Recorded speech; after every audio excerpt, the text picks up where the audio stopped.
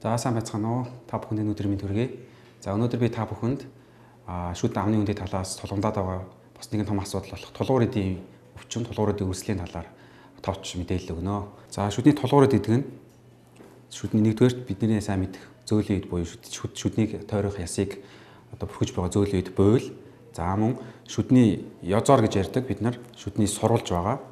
Шүдний сурвалжийг бүрэх хатуу эд буюу ясчмыг эд. За тэгээд мөн ясчмыг тэгээд мөн эрүү хоншоорын түүшийн яс буюу шүд тогтоох шүд түүшийн яс. За тэгээд мөн түүшийн яс болоод энэ ясчмыг эдийг хооронд нь холбоос идгсэн эдүүдээс нэгдмэл тийм цогц эд байгаа.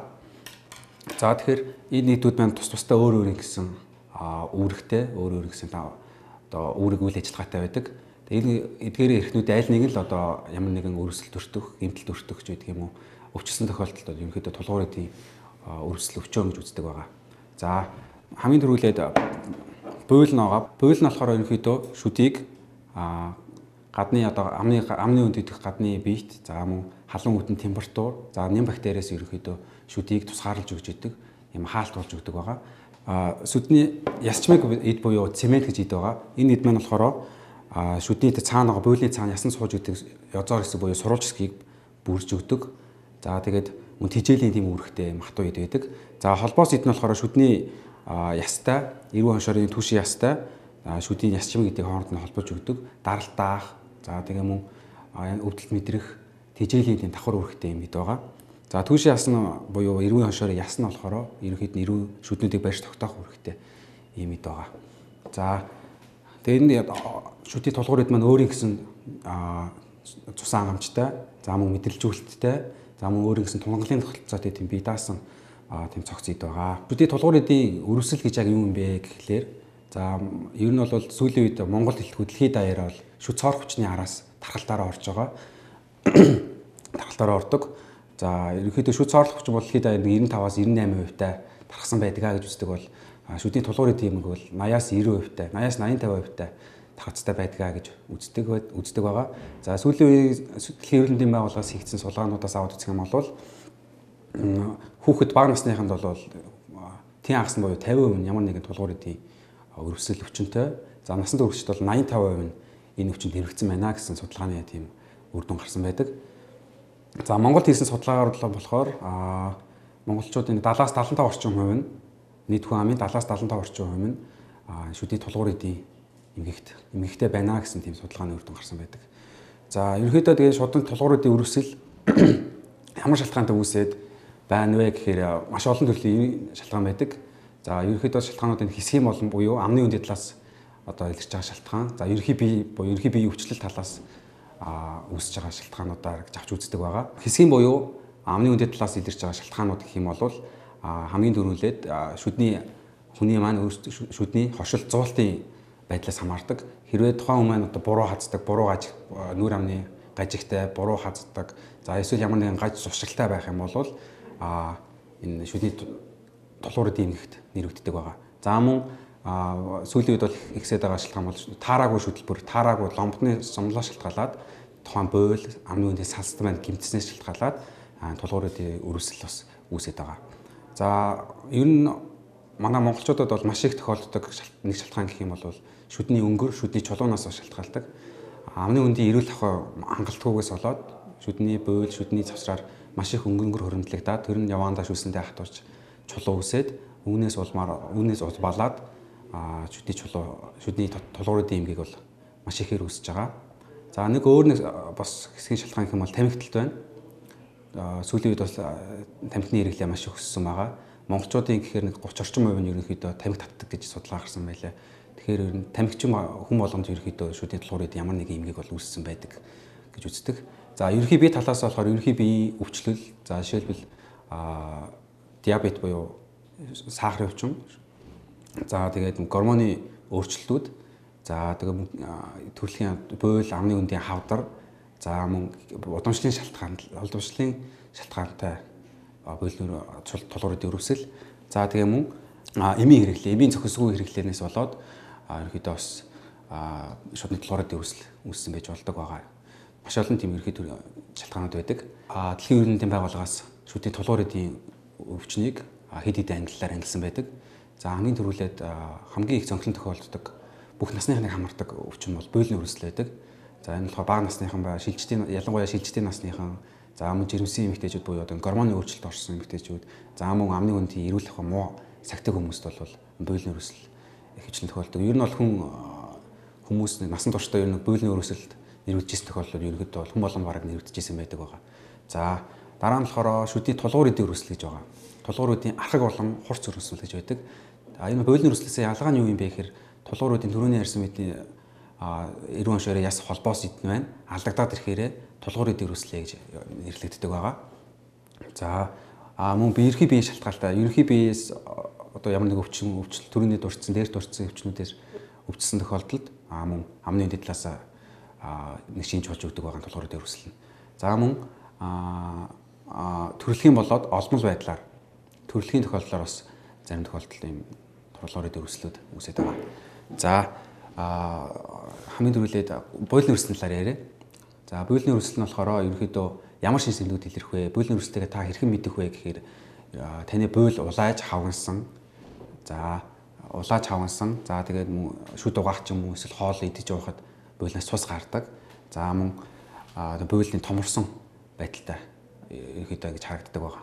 За буйлын үрсэл ерөнхийдөө яагаад үүсэт байна вэ гэхээр нэгдүгээр өнгөрийн шалтгаантай шүд дутуу угааснаас болно. Эсвэл шүдээ буруу хитрхи хүчтэй угааснаас ч юм уу буйлаа гэмтээснээс болоод буйлын өрсөл үүсч болно. Хоёрдугаар ерөнхий бие талын өөрчлөлт буюу гормоны өөрчлөлтөөс хамаарат өөрчлөлт буйл өрсдөг байгаа. За жишээлбэл юм бол шилжилтийн нас болоод жирэмсний үед бол тодорхой хэмжээний даавруудын хэмжээ ихснээр тухайн амны хүний сансдын хучуур эдийн байдал өөрчлөгдөөд үүнээс улмалаад цус гарах, буйл хавдах гэм шинжүүд ерөнхийдөө илэрдэг байгаа. Энэ шинж нь явандаа амны үндийн эрүүл ахуйг айгуу сайн сахиад явах юм бол өөрсдөө өрсөл маань хамтчихдаг байгаа. За чихрийн шижингийн үед болохоор өөрөө чихрийн шижин өвчний маань өөрөө онцлогоос хамаарат цусны дах цагаан эс, цусны улаан эс зэргийн үйл ажиллагаа алдагдал оруулснаас улмаас за ерөнхийдөө гадны биет ням бактерийн эсрэг тэмцэх дархлааны байдал маань суларснаас шалтгаалаад энэ тулгуур эдийн өрслүүд бас ерөнхийдөө үүсчихэд байгаа. За мөн эмийн хэрэглээ гэж ярьсан. За дархлаа дарангуулах юмудаа хэрэглэх, за мөн даралт буулгах юм хэрэглэх, за мөн сэтгэц мөн тайвшруулах нөлөөний эмийг удаан хэрэглэх, тийм тохиолдолд за мөн жирэмснээс хамгаалах эмийг бас их хэрэглэсэн тохиолдолд ерөнхийдөө бас буйлын өрсөл үүсдэг байгаа. За сүүлийн үед бас хүүхдүүдэд бас их тохиолдоод байгаа буйлын өрсөл гэхээр витамины дутагдал, хоол тэжээлийн дутагдал буюу витамины дутагдлын улмаас цусны нөхөн үйлчлэл маань явц нь удаашраад муудаад бас ийм өрсөл үүсэх шалтгаан болоод байгаа.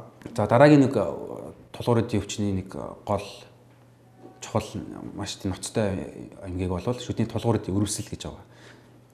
Буюу перидонтит гэж яригддаг мэргэжлэлээр. За энэ өвчин маань ерөөхдөө болохоор буйлын өрсөлөөс ялгаатай шүдний хатан үед яс холбоос эдийн алдагдaltaй учраас явандаа шүд маань унах хүртэл тийм аюултай агуулдаг тийм ноцтой өвчин байгаа. За ерөөхдөө гол шалтгаан нь юу гэхээр дээр дурдсан буйлын өрслийг буйлын өрсөл амны үндийн эрүүл ахуй удаан хугацаанд муу хангадаг, амны үндийн эрүүл ахуй огт хангадаггүй. Ийм тохиолдол ерөөхдөө чүлийн чулуу үсээд шүдний чулуу маань өөрөө ясны бүтцийг алдагдуулаад үүний улмаас перидонтит буюу энэ тулгуур эдийн өрсөл маань үүсчихэд байгаа. За ерөөхдөө болохоор энэ 35-аас дээш насныхан буюу буйлын өрсөлж гэдэг юм уу. За энэ амны эрүүл хангалттай удаан хугацаанд ингэж чулуутай явсан ч гэдэг юм уу. Энэ шалтгаанаас удаан хугацаанд явсны улмаас ерөөхдөө үүсэж байгаа учраас 35-аас дээш насныханд ихэвчлэн үүсдэг байгаа. За шүдний тулгуур эдийн эмгэгтэй гэдгээ буйлын өрсөлдөөс гадна энэ шүдний тулгуур эдийн өрсөлтэй гэдгийг яаж мэдэх вэ гэхээр ер нь таны амнаас эвгүй үнэр байн гардаг. Шүд угаагаад тэр үнэр маань арилдаггүй байх. За шүдний өнгө маань өөрчлөгдөх, бараан болох. За мөн хилэнд буйл шүдний хооронд тэмтрэгдэх буюу чулуу тэмтрэгдэх энэ тохиолдлууд ерөнхийдөө шүдний эмнэлэгт яаралтай хандаад буйлын өрсөл байна уу эсвэл шүдний тулгуур эдийн өрсөл байна уу гэдгээ ялгаж уншлуулад эмчилгээ хийх шаардлагатай байгаа. Ерөнхий бие талаасаа өөрчлөлтүүд гэх юм бол хэсгийн шалтгаануудад би түрүүнд дурдсан байгаа. Шүдээ хит их хавирдагч байдаг юм уу? За эсвэл шүдээ буруу угаадснаас болоод шүдний хатуу эд маань алдагдал ороод үүссэн байж болно. За эсвэл амаа ангааж унтдаг ч байдаг юм уу? Амаа ангааж унтдаг Жишээлбэл хүүхдүүд дээр амаа ангааж хонох юм шүдний гажиг үүснэ. Гажиг үүснээсээ шалтгаалаад бас юм үүсч болно.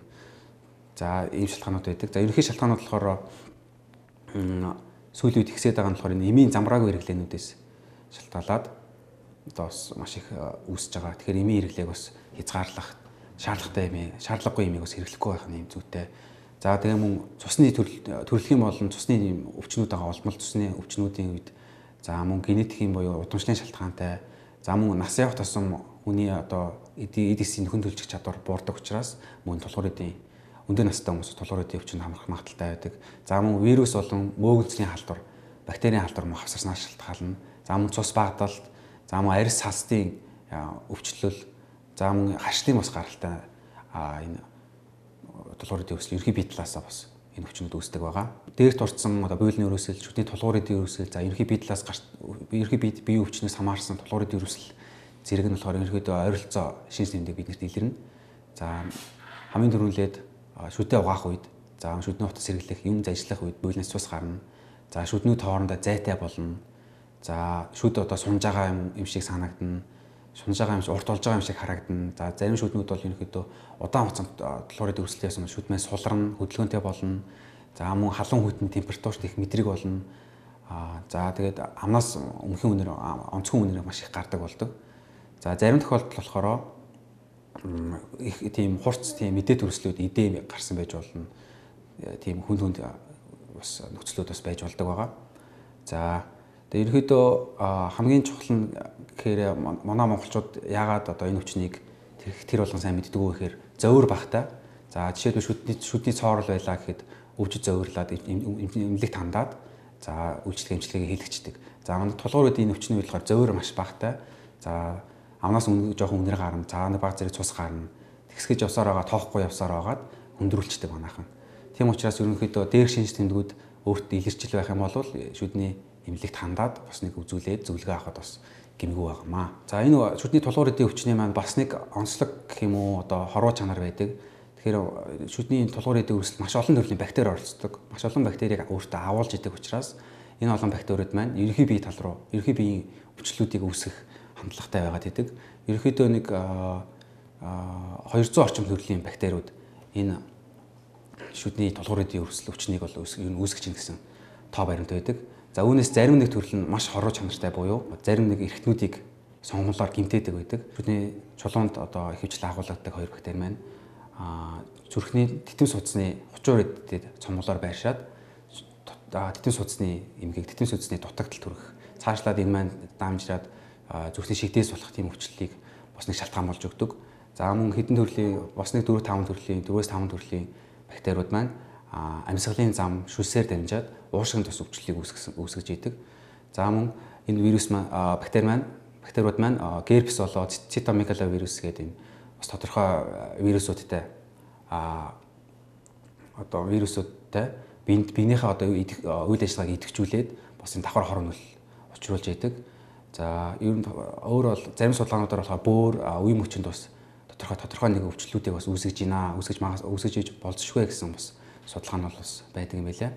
Амны үндийн талаас хамгийн их сүүлд хүндрэл маань болохоор ерөнхийдөө шүдний алдагдал байгаа. Шүдгүүдэл төрөгдөг байгаа.